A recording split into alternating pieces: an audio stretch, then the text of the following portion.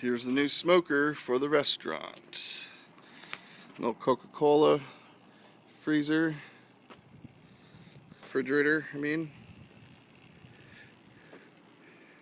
lined with cedar all around the outside, which I scorched with a weed burner. Down there. And I have hooked up to it my homemade cold smoke generator, a couple of tin cans, some copper pipe, and it has a little small pipe running through the top of it, and it's powered by an aquarium pump. There's a little opening down at the bottom there. That's where you put your pellets and light them. And let's open it up and see what it's doing.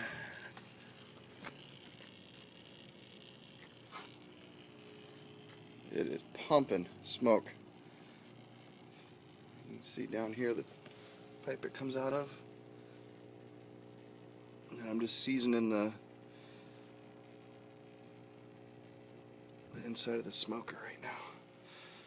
Having 5 shelves built, some angle iron and expanded metal that are going to go in here. You can probably get 200-300 pounds of meat in here. The pellet hopper's coming for the hot smoking.